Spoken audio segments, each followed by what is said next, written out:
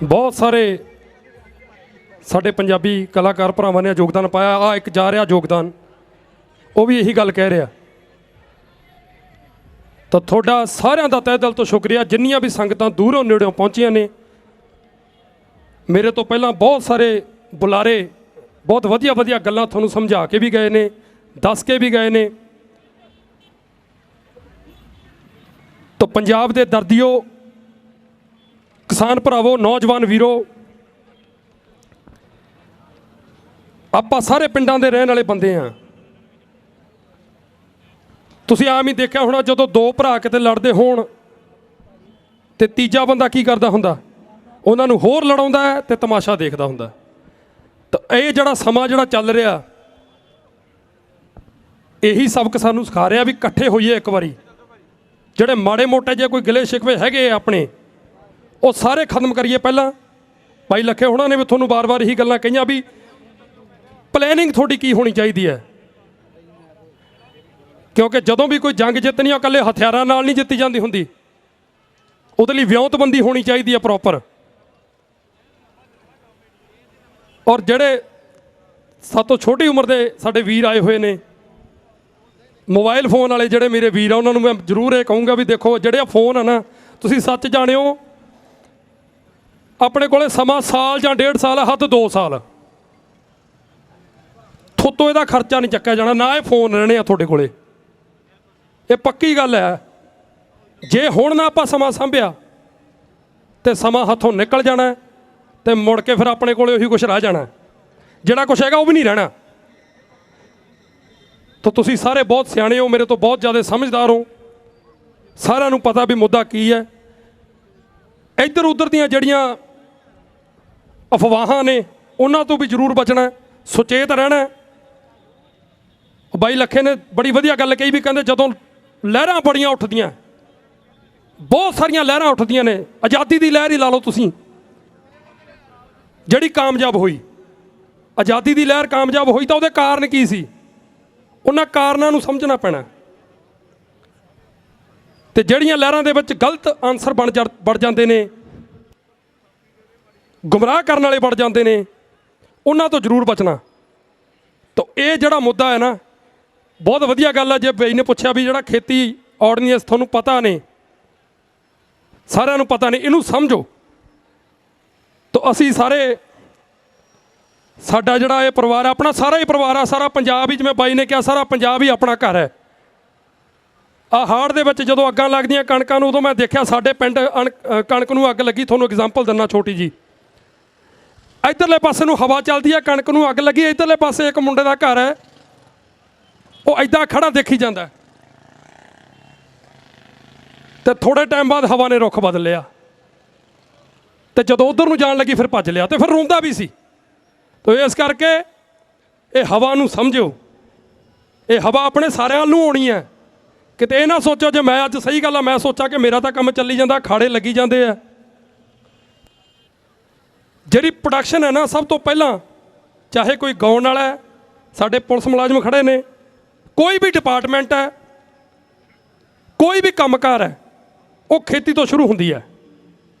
जिहड़ा धरती 'च असीं बीज बोझदे हैं ना, वो तो निकलदा सारा कुछ, कल्ला कल्ला रुपईया, कल्ली कल्ली बरकत जिहड़ी आ उत्थों निकलदी है। तो जे अपने कोल ये ना रही, अपना बेस ना रहा, तो सारा कुछ डिग पैना। तो मुड़ के फिर आपां आ देखी जाओ, फिर जिहड़े असीं स्पीचां सपूचां जिहां हुण बोल चले हैं 2-4 शब्द ये मोबाइलों 'च, ये उदों तुसीं देखी जाने हैं। तो इस करके वीरो अपना जागना बहुत जरूरी है। मैं बहुत वधिया बुलारा नहीं है, गाउण दा मेरा थोड़ा जिहा ठीक हैगा, गाउणा मैनूं सौखा लगदा है। तो बहुत वधिया वधिया तुहानूं गल्लां सारे वीरां ने दसियां, इन्हां ते जरूर अमल करिओ, सतर्क हो के चलिओ। वाहिगुरू जी का खालसा, वाहिगुरू जी की फतेह। मैं तुरिया आउंदा सी ते मैनूं एक पत्रकार कहंदा, बई इनकलाब की हुंदा दसो। मैं कहा कोई नहीं, मैनूं पहुँच जाण दे सिरे ते, जवाब संगत नूं ही देवांगे, फिर उन्हां दे सामने ही दसांगे इनकलाब हुंदा की आ। जिद्दे बाबे नानक ने एकमकार वाहता सी ना, पांदे दी फट्टी ते साडा इनकलाब शुरू हो गया सी। जदों ਸ਼੍ਰੀ ਗੁਰੂ ਹਰਗੋਬਿੰਦ ਸਾਹਿਬ ਨੇ ਦੋ ਤਲਵਾਰਾਂ ਮੀਰੀ ਤੇ ਪੀਰੀ ਦੀਆਂ ਸ਼੍ਰੀ ਸਾਹਿਬ ਪਾਲੀਆਂ ਸੀ, ਸਾਡਾ ਇਨਕਲਾਬ ਸ਼ੁਰੂ ਹੋ ਗਿਆ ਸੀ। ਜਦੋਂ ਗੁਰ ਤੇਗ ਬਹਾਦਰ ਸਾਹਿਬ ਨੇ ਦਿੱਲੀ ਵੰਗਾਰ ਲਈ ਸੀ ਤੇ ਸਿਰ ਦੇ ਕੇ ਸਿਦਕ ਪਗਾਇਆ ਸੀ, ਸਾਡਾ ਇਨਕਲਾਬ ਸ਼ੁਰੂ ਹੋ ਗਿਆ ਸੀ। ਜਦੋਂ 10ਵੇਂ ਪਾਤਸ਼ਾਹ ਨੇ ਖਾਲਸਾ ਪੰਥ ਸਿਰਜਤਾ ਸੀ, ਜ਼ਬਰ ਤੇ ਜ਼ੁਲਮ ਦੇ ਖਿਲਾਫ ਲੜਨ ਲਈ ਆਵਾਜ਼ ਚੱਕੀ ਸੀ, ਸਾਡਾ ਇਨਕਲਾਬ ਸ਼ੁਰੂ ਹੋ ਗਿਆ ਸੀ। ਬੜਾ ਕੁਛ ਹੰਡਾਇਆ ਇਸ ਇਨਕਲਾਬ ਨੇ, ਤੇਗਾਂ ਤਵੀਆਂ ਛਵੀਆਂ ਰੰਬੇ ਆਰੀਆਂ, ਬੜਾ ਕੁਛ ਹੰਡਾਇਆ ਇਸ ਇਨਕਲਾਬ ਨੇ। ਜਦੋਂ ਸਾਡੇ ਜਰਨੈਲ ਭਿੰਡਰਾਂ ਵਾਲੇ ਸੰਤਾਂ ਨੇ ਇਹ ਗੱਲ ਕਹੀ ਸੀ,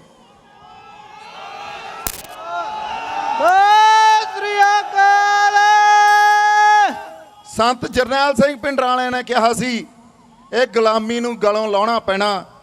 ਇਹ ਹੁਣ ਤੁਸੀਂ ਦੇਖ ਲਓ ਵੀ ਅੱਜ ਲਾਉਣਾ, ਅੱਜ ਲੜਨਾ, ਕੱਲ ਲੜਨਾ ਕਿ ਪਰਸੋਂ ਲੜਨਾ, ਇਹ ਸਾਡੇ ਤੇ ਆ। ਹੁਣ ਇਹ ਸਾਨੂੰ ਗੁਲਾਮੀ ਨੂੰ ਗਲੋਂ ਲਾਉਣਾ ਪੈਣਾ।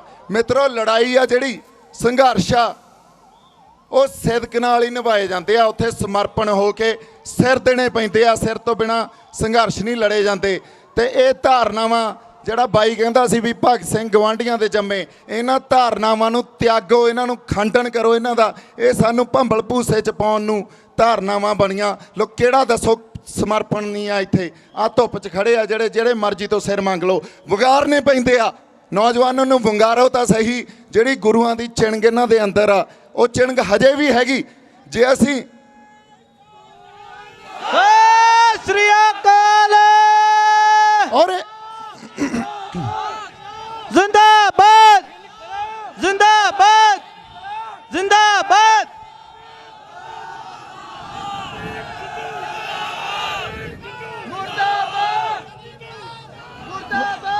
ਦੋ ਕੁ ਗੱਲਾਂ ਕਰ ਲਈਏ ਆਪਾਂ ਬਾਈ, ਦੋ ਕੁ ਗੱਲਾਂ ਕਰ ਲਈਏ।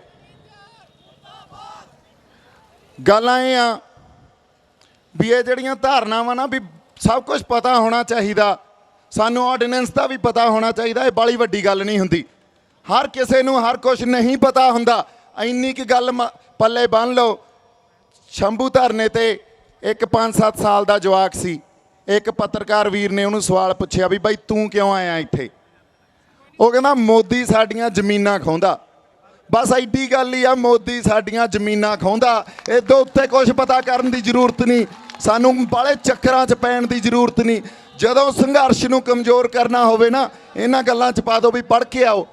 ਯਾਰ ਨਹੀਂ ਪੜ੍ਹ ਕੇ ਆਉਂਦੇ, ਸਾਡੀ ਤਾਂ ਹੋਂਦ ਦੀ ਲੜਾਈ ਆ, ਸਾਡੀ ਜ਼ਮੀਨਾਂ ਦੀ ਲੜਾਈ ਆ। ਜ਼ਮੀਨ ਨਾਲ, ਸਾਡੀ ਮਿੱਟੀ ਨਾਲ ਸਾਡਾ ਬਹੁਤ ਕੁਝ ਜੁੜਿਆ ਹੁੰਦਾ। ਜਦੋਂ ਸਾਡੇ ਤੋਂ ਸਾਡੀ ਹੋਂਦ, ਸਾਡੀ ਮਿੱਟੀ ਖੁਰਦੀ ਆ ਨਾ, ਸਭ ਕੁਝ ਖੁਰ ਜਾਂਦਾ। ਇਹ ਸਾਨੂੰ ਪਤਾ। ਲੜਾਈ ਸਾਡੀ ਹੋਂਦ ਦੀ ਆ। ਹੁਣ ਗੱਲ ਕੱਢੀ ਆਰਡੀਨੈਂਸ ਦੀ ਆ, ਇਹ ਆਰਥਿਕ ਗੱਲ ਨਹੀਂ।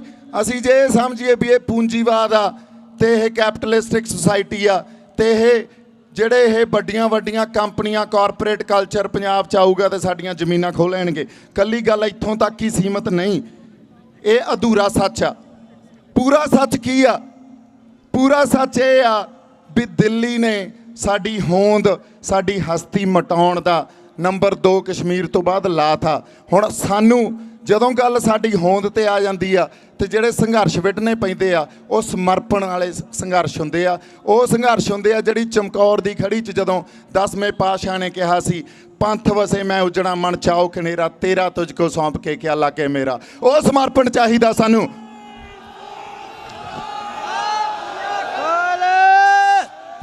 ਸੋ ਗੱਲ ਚਾਹੇ ਸਾਡੀ ਐਡਮਿਨਿਸਟ੍ਰੇਸ਼ਨ ਆ, ਸਾਡੇ ਪੁਲਿਸ ਵਾਲੇ ਭਰਾ, ਸਾਡੇ ਆਫਿਸਰਸ ਆ, ਜਿਹੜਾ ਇਸ ਧਰਤੀ ਨੇ ਪੈਦਾ ਕੀਤਾ, ਇੱਕ ਗੱਲ ਉਹਨਾਂ ਦੇ ਸਮਝਣ ਵਾਲੀ ਆ। ਇੱਥੇ ਗੱਲ ਕੋਈ ਕਿਸੇ ਖਾਸ ਵਰਗ ਦੀ ਨਹੀਂ ਹੋ ਰਹੀ। ਇੱਥੇ ਸਾਨੂੰ ਠੱਪੇ ਲਾ ਦਿੱਤੇ ਜਾਂਦੇ ਆ ਪਹਿਲਾਂ ਵੀ ਤੂੰ ਖਾਲਿਸਤਾਨੀ ਆ, ਤੂੰ ਅੱਤਵਾਦੀ ਆ, ਤੂੰ ਦੇਸ਼ ਧਰੋਹੀ ਆ। ਇਹ ਕੋਈ ਗੱਲ ਨਹੀਂ ਹੋ ਰਹੀ। ਗੱਲ ਪੂਰੇ ਪੰਜਾਬ ਦੇ ਬਸ਼ਿੰਦਿਆਂ ਦੀ ਹੋ ਰਹੀ ਆ, ਇਸ ਪੂਰੀ ਪੰਜਾਬ ਦੀ ਧਰਤੀ ਦੀ ਹੋ ਰਹੀ ਆ। ਸਾਨੂੰ ਤੁਹਾਡਾ ਵੀ ਸਾਥ ਚਾਹੀਦਾ। ਸੋ ਸਤਿ ਸ੍ਰੀ ਅਕਾਲ। ਇੱਕ ਗੱਲ ਹੋਰ ਆ, ਸੰਘਰਸ਼ਾਂ 'ਚ ਸਾਨੂੰ ਸਮਾਜਿਕ ਵਰਤਾਰਿਆਂ ਤੋਂ ਸਿੱਖਣਾ ਪੈਂਦਾ। ਕਿਵੇਂ ਸਿੱਖਣਾ ਪੈਂਦਾ? ਇੱਕ ਅਮਰੀਕਨ ਰੈਵੋਲੂਸ਼ਨਰੀ ਹੋਇਆ ਸੀ, ਇਨਕਲਾਬੀ ਹੋਇਆ ਸੀ, ਮਾਰਟਨ ਲੂਥਰ ਕਿੰਗ। ਉਹ ਸਟ੍ਰੈਟਜੀਕਲੀ ਬੜਾ ਬਹੁਤ ਜ਼ਿਆਦਾ ਵਿਉਂਤ ਬਣਾ ਕੇ ਚੱਲਦਾ ਸੀ। ਹੁਣ ਜਿਵੇਂ 5-5 7-7 10-10 ਸਾਲ ਦੇ ਬੱਚੇ ਆ, ਸਾਨੂੰ ਉਹਨਾਂ ਨੂੰ ਵੀ ਵਿੱਚ ਲਿਆਉਣਾ ਪਊਗਾ। ਫਿਰ ਸਾਨੂੰ ਜੇ ਛੋਟੇ ਸਾਹਿਬਜ਼ਾਦਿਆਂ ਨੂੰ ਜਦੋਂ ਸਰਹੰਦ ਦੇ ਨਵਾਬ ਨੇ ਪੁੱਛਿਆ ਸੀ ਨਾ ਵੀ ਇਸਲਾਮ ਦਾ ਤੁਸੀਂ ਕਲਾਮ ਪੜ੍ਹ ਦਿਓ, ਉਹ ਕਹਿੰਦੇ ਅਸੀਂ ਭੁਜੰਗੀ ਹਾਂ, ਅਕਾਲ ਪੁਰਖ ਦੇ ਭੁਜੰਗੀ। ਇੰਨੀ ਗੱਲ ਹੀ ਪਤਾ ਸੀ, ਹੋ ਸਕਦਾ ਇਲਾਹੀ ਗਿਆਨ ਹੋਵੇ, ਪਰ ਇੰਨੀ ਗੱਲ ਤੋਂ ਬਾਅਦ ਉਸ ਨਵਾਬ ਨੂੰ ਸਰਹੰਦ ਦੇ ਨੂੰ ਪਤਾ ਲੱਗ ਗਿਆ ਸੀ ਵੀ ਹੁਣ ਇਹਨਾਂ ਨੂੰ ਨੀਹਾਂ 'ਚ ਚਿਣਾ ਦਿਓ, ਇਹਨਾਂ ਨੇ ਨਹੀਂ ਇੱਥੋਂ ਇਹ ਸਿਦਕ ਤੋਂ ਹਟਣਾ। ਸੋ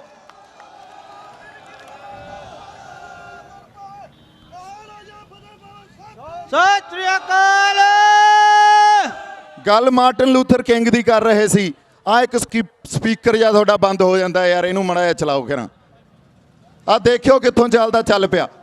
ਅੱਛਾ, ਗੱਲ ਮਾਰਟਨ ਲੂਥਰ ਕਿੰਗ ਦੀ ਕਰ ਰਹੇ ਸੀ। ਉਹ ਬੱਚਿਆਂ ਨੂੰ ਵੀ ਨਾਲ ਲਾ ਲੈਂਦਾ ਸੀ, ਉਹ ਸਾਡੀਆਂ ਭੈਣਾਂ ਨੂੰ ਵੀ ਆਪਦੀਆਂ ਨੂੰ ਉੱਥੋਂ ਦੀਆਂ ਜਿਹੜੀਆਂ ਕੁੜੀਆਂ ਸੀ ਉਹਨਾਂ ਨੂੰ ਨਾਲ ਲੈ ਲੈਂਦਾ ਸੀ।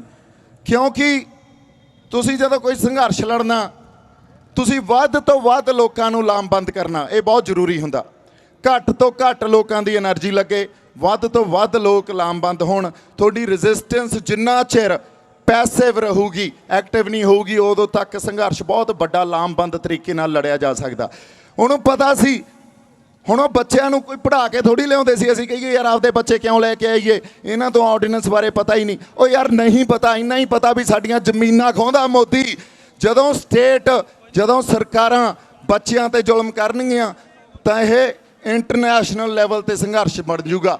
ਸਾਨੂੰ ਸਮਰਪਣ ਦੇਣਾ ਪੈਣਾ, ਸਾਡੇ ਘਰਾਂ ਦਾ ਵੀ ਦੇਣਾ ਪੈਣਾ, ਸਾਡੇ ਬੱਚਿਆਂ ਦਾ ਵੀ ਦੇਣਾ ਪੈਣਾ, ਆਪਦੇ ਸਿਰ ਵੀ ਦੇਣੇ ਪੈਣੇ ਆ, ਸਾਡੇ ਪਰਿਵਾਰਾਂ ਨੂੰ ਵੀ ਝੁਕਣਾ ਪੈਣਾ। ਇਹ ਗੱਲ ਜਦੋਂ ਤੱਕ ਸਾਡੇ ਸਮਝ 'ਚ ਨਹੀਂ ਆਉਂਦੀ, ਅਸੀਂ ਇਕੱਲੇ ਨੌਜਵਾਨਾਂ ਨੂੰ ਵੰਗਾਰਦੇ ਰਹਿੰਦੇ ਆ, ਪਰ ਗੱਲ ਗਾਂ ਦੀ ਆ। ਇਹ ਸਮਝਣ ਵਾਲੀ ਗੱਲ ਆ ਸਾਡੇ ਲਈ। ਹੁਣ ਅਗਲੀ ਗੱਲ ਜਿਹੜੀ ਸਾਡੇ ਲਈ ਸਮਝਣੀ ਬਹੁਤ ਜ਼ਰੂਰੀ ਆ, ਜਿੰਨੇ ਕੁ ਲੋਕਾਂ ਦੇ ਕੰਨਾਂ 'ਚ ਪੈਂਦੀ ਆ ਉਨਾ ਹੀ ਚੰਗਾ, ਵੀ ਜਿਹੜੀ ਸਾਡੀ ਲੜਾਈ ਆ ਉਹ ਕੱਲੀ ਕਾਰਪੋਰੇਟਸ ਦੇ ਨਾਲ ਲੜਾਈ ਨਹੀਂ ਹੋ ਰਹੀ। ਇੱਥੇ ਲੜਾਈ ਇਹ ਨਹੀਂ ਆ ਵੀ ਉਹ ਕਾਰਪੋਰੇਟ ਖੇਤਰ ਆਊਗਾ ਤੇ ਕਿਸਾਨਾਂ ਤੇ ਆਪਦਾ ਗਲਬਾ ਪਾਲੂਗਾ ਤੇ ਸਾਡੀਆਂ ਜ਼ਮੀਨਾਂ ਆਪਦੇ ਕੋਲੇ ਕੰਟਰੋਲ ਕਰਨਗੇ, ਸਾਨੂੰ ਦੱਸਣਗੇ ਤੁਸੀਂ ਕਿਹੜੀ ਫਸਲ ਉਗਾਉਣੀ ਆ, ਤੁਸੀਂ ਖਾਣਾ ਕੀ ਆ, ਤੁਸੀਂ ਪਹਿਨਣਾ ਕੀ ਆ, ਤੁਸੀਂ ਦੇਖਣਾ ਕੀ ਆ, ਕਿਹੜੇ ਗਾਣੇ ਸੁਣਨੇ ਆ, ਕਿਹੜਾ ਕੁਛ ਮਾਸ ਖਾਣਾ ਕਿ ਨਹੀਂ ਖਾਣਾ। ਗੱਲ ਇੱਥੋਂ ਤੱਕ ਨਹੀਂ ਆ। ਅਸੀਂ ਇਹ ਲੜਾਈ ਲੜ ਰਹੇ ਹਾਂ ਉਸ ਧਿਰ ਦੇ ਖਿਲਾਫ ਜਿਹਦੀ ਵਿਚਾਰਧਾਰਾ ਇੱਕ ਨੇਸ਼ਨ ਬਿਲਡਿੰਗ ਦੀ ਆ, ਤੇ ਉਹ ਨੇਸ਼ਨ ਬਿਲਡਿੰਗ ਜਾਂ ਦੇਸ਼ ਇੱਕ ਬਿਲਡ ਕਰਨਾ ਉਹਨਾਂ ਲਈ ਉਹ ਕੀ ਆ, ਉਹ ਕਹਿੰਦੇ ਆ ਵੀ ਜਿਹੜੀ ਵਿਚਾਰਧਾਰਾ ਹਿੰਦੂ ਰਾਸ਼ਟਰ ਦੇ ਰਾਹ 'ਚ ਆਊਗੀ ਉਹਨੂੰ ਖਤਮ ਕਰ ਦਿਓ, ਉਹਨੂੰ ਜਾਂ ਤਾਂ ਐਲੀਮੀਨੇਟ ਕਰ ਦਿਓ ਜਾਂ ਅਸਿਮੀਲੇਟ ਕਰ ਦਿਓ, ਜਾਂ ਤਾਂ ਉਹਨੂੰ ਮਾਰ ਦਿਓ ਜ਼ੁਲਮ ਤੇ ਜ਼ਬਰ ਨਾਲ, ਜਾਂ ਆਪਦੇ 'ਚ ਮਿਲਾ ਲਓ। ਹੁਣ ਕੁਛ ਲੜਾਈਆਂ ਇਹ ਹੁੰਦੀਆਂ ਜਿਹੜੀਆਂ ਪ੍ਰਗਟ ਰੂਪ 'ਚ ਸਾਨੂੰ ਸਮਝ ਆ ਜਾਂਦੀਆਂ, ਕੁਛ ਲੜਾਈਆਂ ਪ੍ਰਗਟ ਰੂਪ 'ਚ ਨਹੀਂ ਅਦ੍ਰਿਸ਼ ਰੂਪ 'ਚ ਚੱਲਦੀਆਂ ਹੁੰਦੀਆਂ।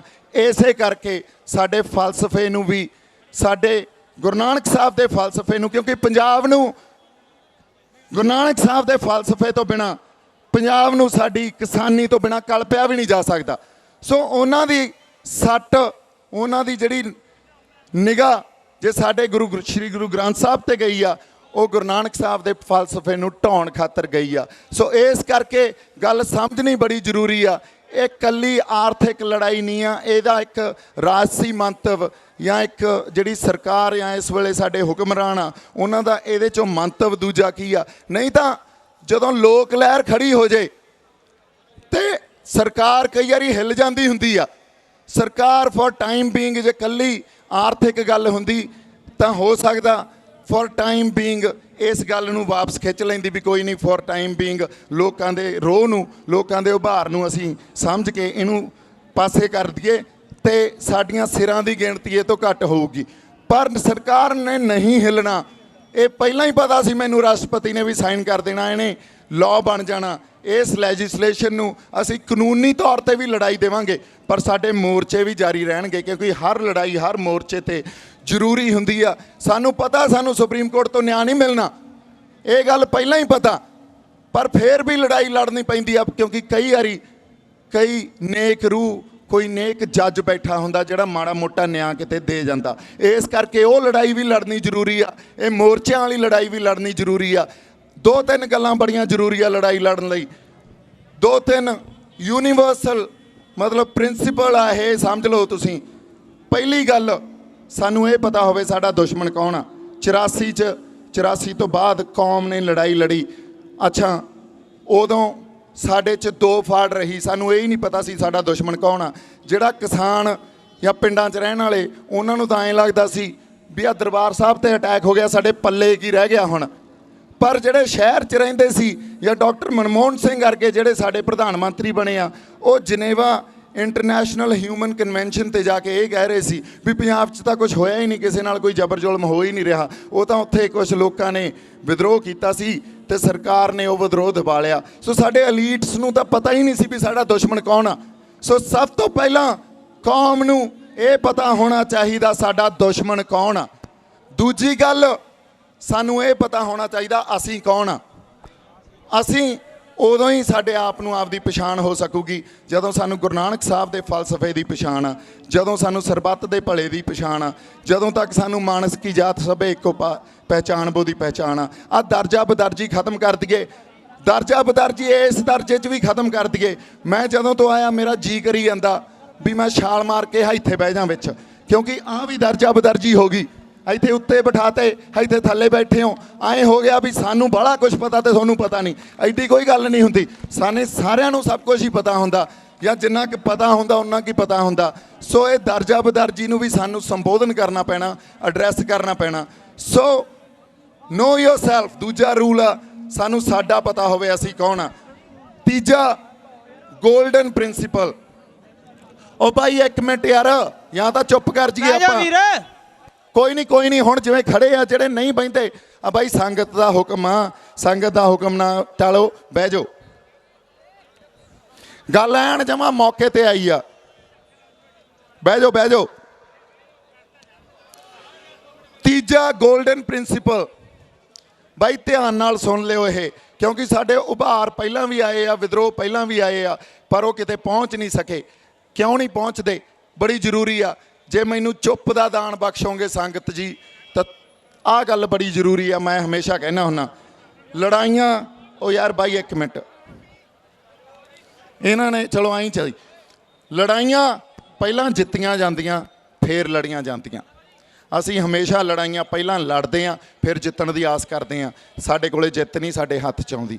ਲੜਾਈ ਪਹਿਲਾਂ ਲੜਨੀ ਪੈਂਦੀ ਆ, ਪਹਿਲਾਂ ਸਟ੍ਰੈਟੇਜਾਈਜ਼ ਕਰਨੀ ਪੈਂਦੀ ਆ, ਉਹਦੀ ਵਿਉਂਤ ਘੜਨੀ ਪੈਂਦੀ ਆ, ਫਿਰ ਜਿੱਤੀ ਨਹੀਂ ਜਾਂਦੀ ਆ। ਸੋ ਇਹ ਗੱਲ ਸਾਡੇ ਆਗੂਆਂ ਨੇ, ਚਾਹੇ ਕਿਸਾਨ ਆਗੂ ਆ। ਦੇਖੋ ਇੱਕ ਗੱਲ ਮੈਂ ਬੜੇ ਠੋਕ ਕੇ ਗੱਲ ਕਰ ਰਿਹਾ, ਅੱਜ ਤੱਕ ਜਿੰਨੀ ਸਾਡੀ ਰਾਜਸੀ ਧਿਰ ਸੀ, ਸਾਡੀ ਸਮਾਜਿਕ ਧਿਰ ਸੀ, ਸਾਡੇ ਕਿਸਾਨ ਜਥੇਬੰਦੀਆਂ ਦੇ ਲੀਡਰ ਸੀ, ਅੱਜ ਤੱਕ ਸਾਡੇ ਵਿਦਰੋਹ ਨੂੰ, ਸਾਡੇ ਇਸ ਉਭਾਰ ਨੂੰ, ਸਾਡੇ ਜੋਸ਼ ਨੂੰ, ਸਾਡੇ ਜਜ਼ਬੇ ਨੂੰ ਕਿਤੇ ਪਹੁੰਚਾ ਹੀ ਨਹੀਂ ਸਕੇ।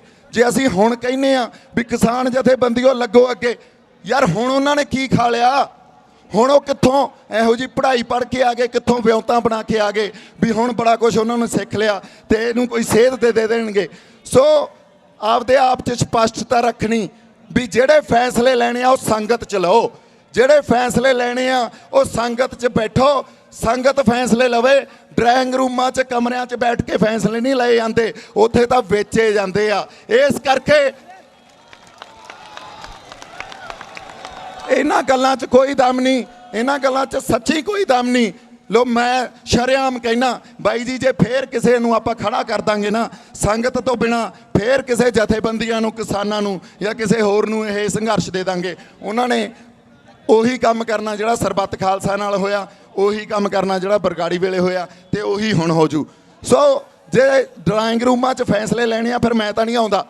ਮੈਂ ਤੁਹਾਨੂੰ ਅੱਜ ਕਹਿ ਦਿੰਦਾ, ਜੇ ਸੰਗਤ ਨੇ ਫੈਸਲੇ ਲੈਣੇ ਆ ਜਿੱਥੇ ਮਰਜ਼ੀ ਬੁਲਾ ਲਿਓ, ਨਾਲ ਖੜਾ ਹੋਊਗਾ। ਤੇ ਜੇ ਕਿਤੇ ਗਦਾਰੀ ਕਰ ਗਿਆ, ਪੰਜਾਬ ਨਿਕਾਲਾ ਦੇ ਦਿਓ, ਦੇਸ਼ ਨਿਕਾਲਾ ਦੇ ਦਿਓ। ਸਤਿ ਸ੍ਰੀ ਅਕਾਲ।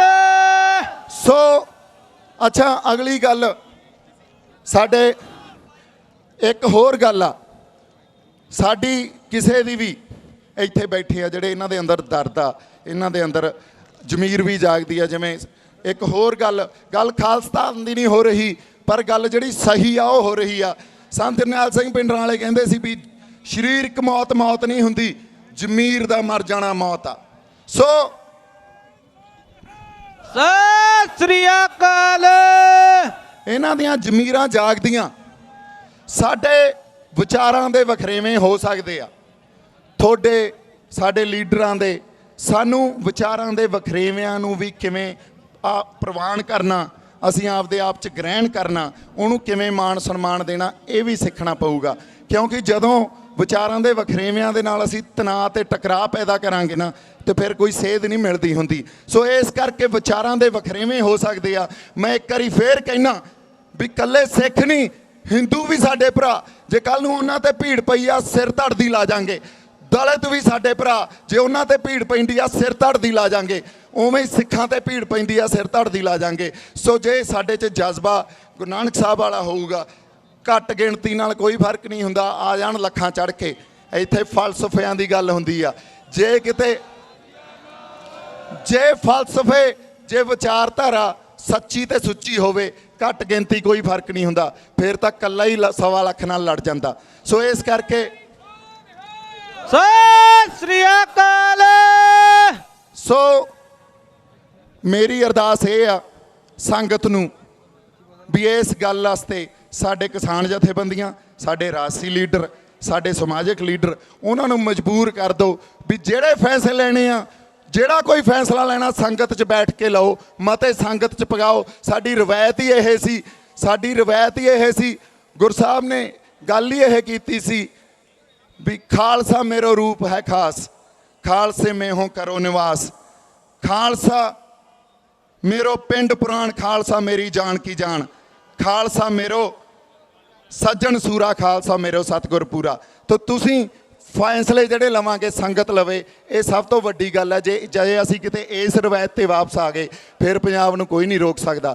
ਫਿਰ ਇਸ ਖਿੱਤੇ 'ਚੋਂ ਜਿਹੜਾ ਇਨਕਲਾਬ ਉੱਠੂਗਾ, ਉਹ ਪੂਰੀ ਦੁਨੀਆ ਦੀ ਅਗਵਾਈ ਕਰੂਗਾ। ਮੈਂ ਇਸ ਗੱਲ ਦੀ ਤੁਹਾਨੂੰ ਗਾਰੰਟੀ ਕਰਦਾ, ਕਿਉਂਕਿ ਜਿੰਨੀ ਕਿ ਮੈਂ ਸਮਾਜਿਕ ਵਰਤਾਰਿਆਂ ਨੂੰ ਪੜ੍ਹਿਆ, ਜਿੰਨੇ ਕਿ ਮੈਂ ਸਮਾਜਿਕ ਵਰਤਾਰੇ ਦੇਖੇ ਆ, ਸਿੱਖਿਆ, ਉੱਥੇ ਸਿਰਫ ਜਜ਼ਬਾ ਹੀ ਹੁੰਦਾ, ਉੱਥੇ ਸਿਰਫ ਫਲਸਫਾ ਹੀ ਹੁੰਦਾ। ਕਿਉਂਕਿ ਪੇੜ ਬੰਦੇ ਨਹੀਂ ਕੰਮ ਕਰਦੇ ਹੁੰਦੇ, ਜਜ਼ਬੇ ਤੇ ਫਲਸਫੇ ਵਾਲੇ ਹੀ ਕੰਮ ਕਰਦੇ ਆ। ਵਾਹਿਗੁਰੂ ਜੀ ਕਾ ਖਾਲਸਾ, ਵਾਹਿਗੁਰੂ ਜੀ ਕੀ ਫਤਿਹ।